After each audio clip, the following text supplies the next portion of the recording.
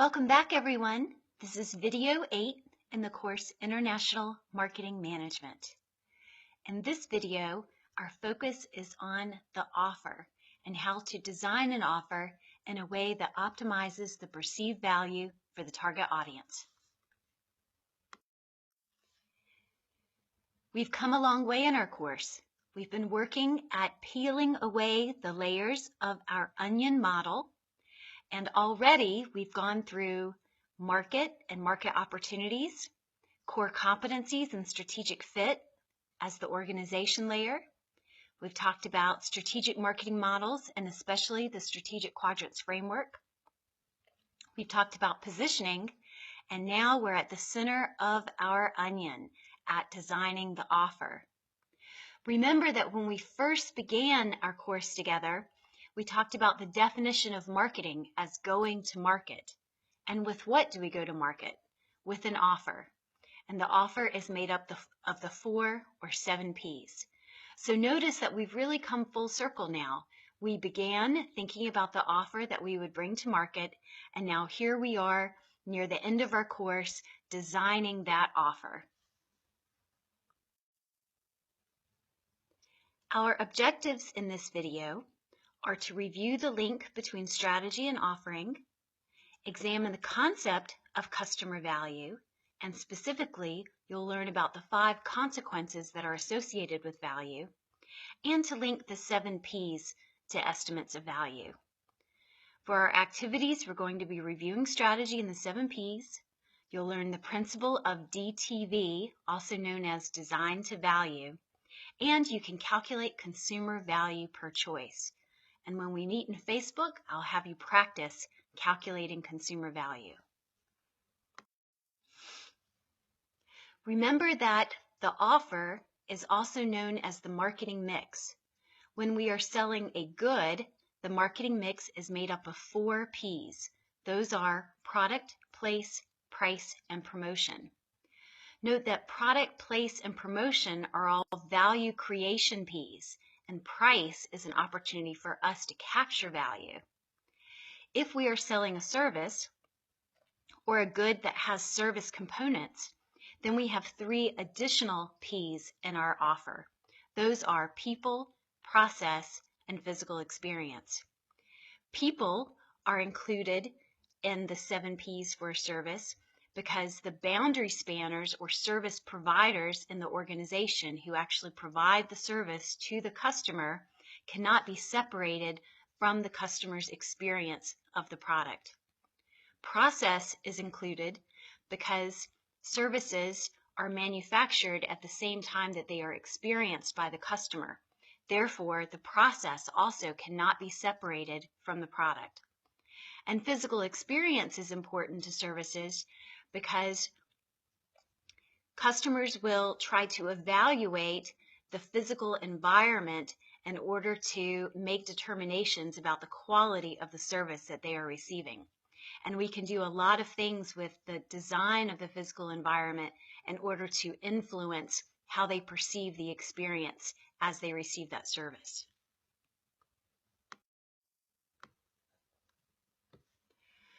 When we are designing the offer, we can use a concept called design to value, or DTV. The idea is that as we are making decisions about the 4 or 7 Ps, we try to make sure that we are designing those 7 Ps in a way that optimizes what the purchase is worth from the customer's point of view. If we take on a product focus, we're only asking, what do we offer? What should we offer? It's always from our viewpoint.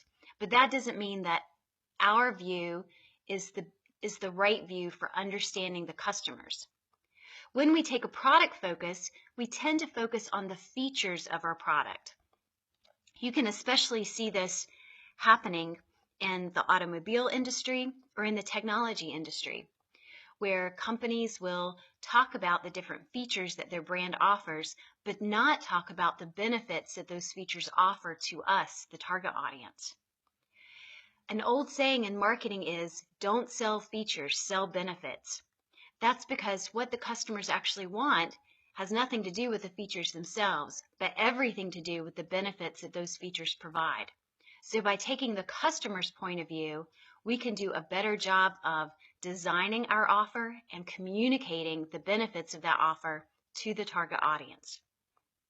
When we do this, we have an application focus, and we're able to answer the question, why should the customer care? Once we've done that, it is much easier for us to identify the value of the offer that we're bringing to market, or to identify ways to increase the perceived value of that offer. When we do this, we are truly taking a customer focus, and we're answering the question, what would that be worth? This is what is necessary if we are to compete with price points that are premium price points as opposed to low-cost offers. And this is a better position for us to be in the long term.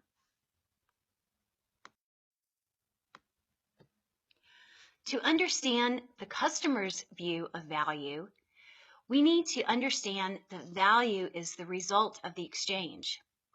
When a person in the target audience is considering purchasing a product that we have offered in the marketplace, what we want to happen is an exchange or a transaction. We want that prospect to give us their money in exchange for our product. We believe that their money is more valuable than the product, and they must believe that the product is more valuable than their money. If that were not true, no exchange would take place. But what is the value of that exchange for the prospect? Well, as they make the decision of whether to enter into a transaction with us, they are viewing value as the sum of the consequences of the exchange. In other words, they are estimating whether certain consequences will occur, or the likelihood that certain consequences will occur, and the value of those consequences occurring were they to participate in the exchange. And the exchange will happen when they are satisfied with their estimation of the sum of those consequences. If they are trying to determine between two brands, maybe they are trying to choose brand A or brand B, they will estimate the sum of consequences associated for buying brand A and the sum of consequences they anticipate to be associated with buying brand B, and they will choose the brand that has the highest value for them, the highest perceived value.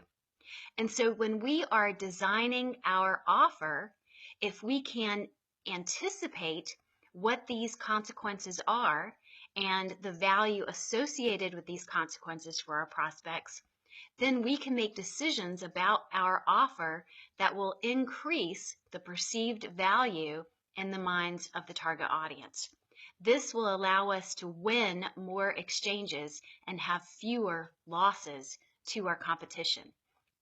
And in fact, you can use this technique for something called a win-loss analysis. Moving on to further understand these consequences, consequences can be negative or positive. When the consequences are positive, they are benefits. When they are negative, they are detriments. And so any consequence that we anticipate can range on a scale. We could actually assign it a quantitative number to reflect whether it's negative or positive and how negative or positive it is. In addition, we can look at the 5 different types of consequences in order to understand where these sources of value are coming from the perspective of the target audience. The 5 consequences are psychological, physiological, financial, functional, and temporal. Psychological means that there are psychological consequences to participating in an exchange. For instance, maybe shopping makes the person feel good. Maybe they feel like they've achieved some status if they purchase our brand. Maybe they feel safe if they've purchased our brand. Any sort of psychological or attitudinal feeling that is associated with the purchase would go into the psychological consequences. And again, notice that it is possible to have negative psychological consequences. For instance, Since I've been recovering from my surgery, I've had very limited use of my right ankle and foot. I can't walk very much.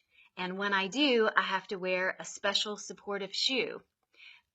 When I made the purchase of that special shoe, there was a negative psychological consequence because it's very ugly and it looks like something an old crippled person would wear. Now, of course, functionally, I need this shoe during my recovery, but psychologically, there's a negative consequence to the purchase.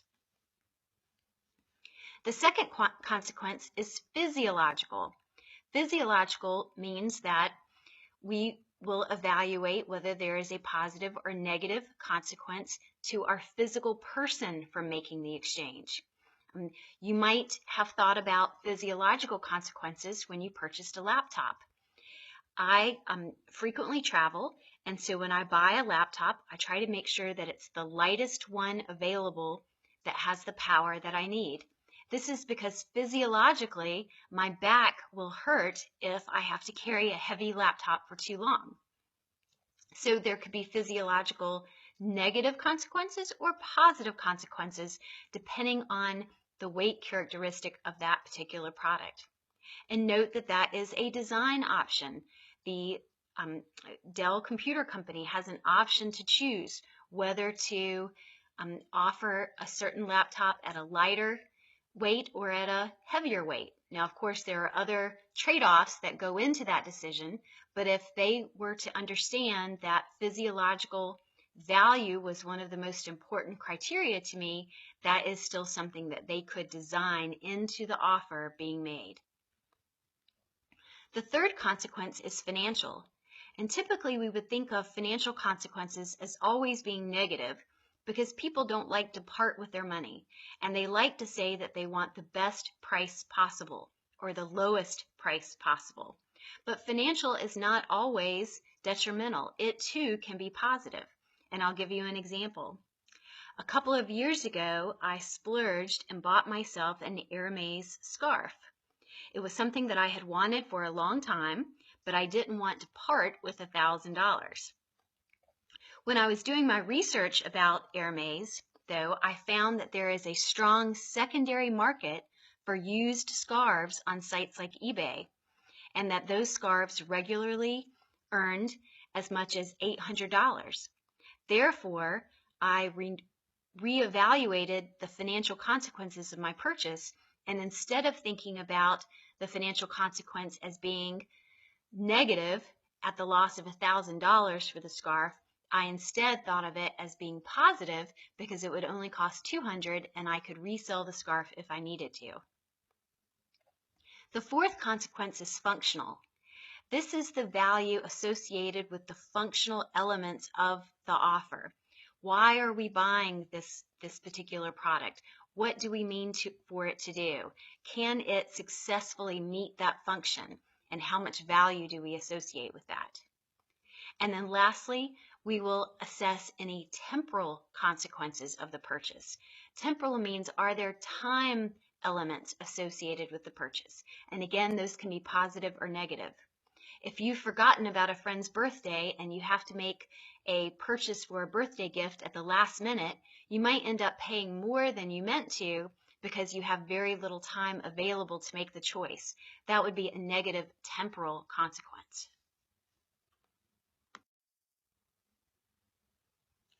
The 5 types of consequences that we just covered, psychological, physiological, financial, functional, and temporal, are also related to risks.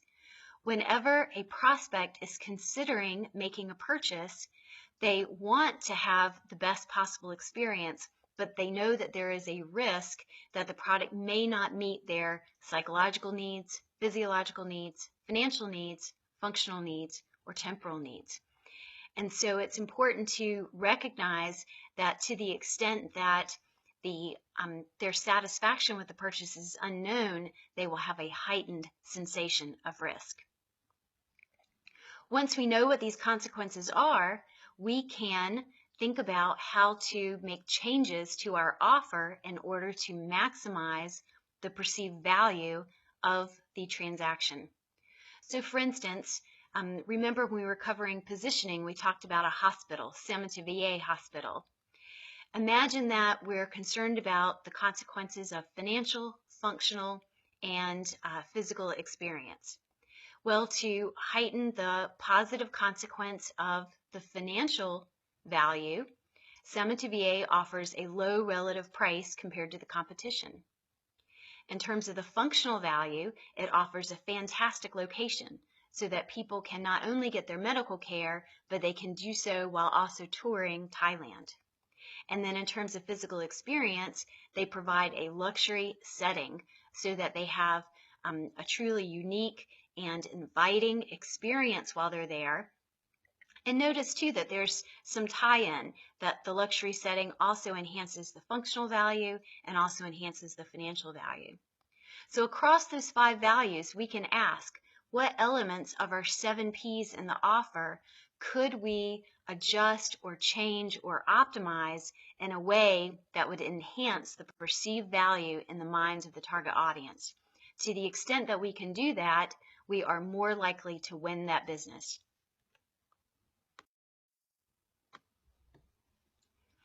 Remember when we're talking about value, that it is perceived value. Perception is reality, so it's always about the perceived value. Also remember that value is relative, not absolute. Just as we talked about with positioning, how the position refers to how the brand is thought about in the minds of the consumers relative to the competition, that is true here as well. Value is relative to the other sources of value. It's never absolute. It's also important to remember that value is not directly related to cost. When we put too much emphasis on relating value to cost, that's when we end up focusing our offer decisions on price, and we probably give away too much margin by offering a price lower than what we would need to offer if we were really optimizing value across the other 6 P's. So as an example, let me ask you to think about the example of Starbucks. Would it be worth $5 for a cup of coffee? Well, in terms of the functional elements of coffee and my need to have a beverage or to have some caffeine, certainly not. It would not be worth $5. That would have a negative financial consequence, even for the positive functional consequence of the caffeine. But yet, people all over the world pay this high amount for a cup of coffee at a Starbucks. Why do they do that? Well, they do that because across the 5 consequences, there are other elements that have added value beyond the functional consequence of the coffee itself. Others might say, I am willing to pay $5 for the best 20 minutes of my day, whether it's because of the ambiance, a place to get away between work and home, a place to meet friends, a place just to people watch. All of those things add value to the experience at Starbucks, and those are the things that are worth the $5 in financial consequences. So ultimately, companies must focus on the consequences customers want, not just the product itself.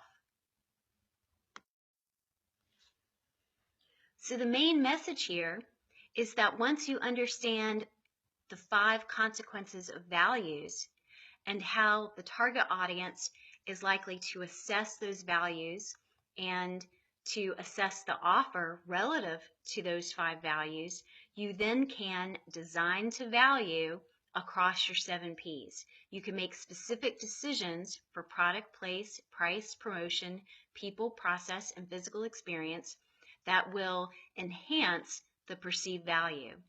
And to the extent that you can do that, such that the perceived value of your offer is higher than the perceived value of the offer from another brand, then you will win that business.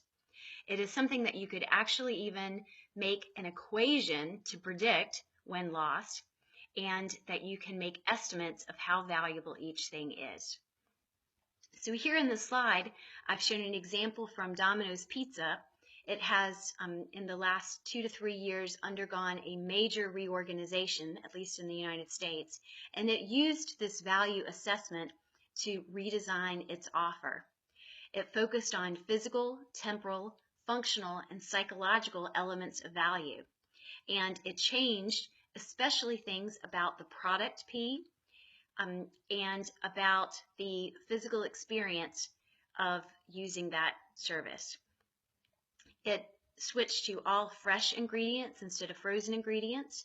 It emphasized the temporal value of 30-minute delivery, and it gave us functional value that didn't exist before and psychological control value in the form of online ordering and tracking. It then also improved the functional delivery of the pizza by ensuring that the pizza was protected during the delivery process. All of these things resulted in a much higher perceived value, and Domino's has been able to go from having one of the lowest market shares in the industry with a fairly negative brand reputation to having the highest market share among delivery pizza brands.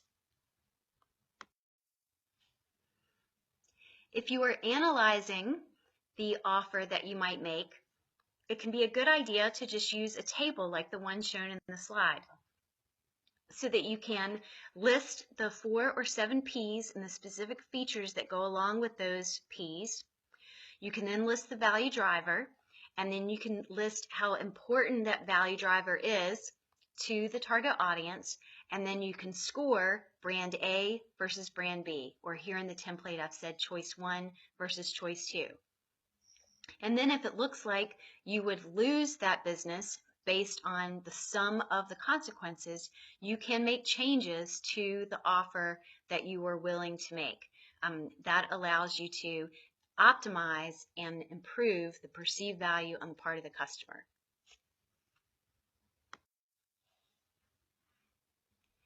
So in summary, this video was about how we can design to value the offer that we bring to market. And when we do that, we want to take into consideration the 5 consequences that influence value in the eyes of the customers, those being psychological, physiological, functional, temporal, and financial.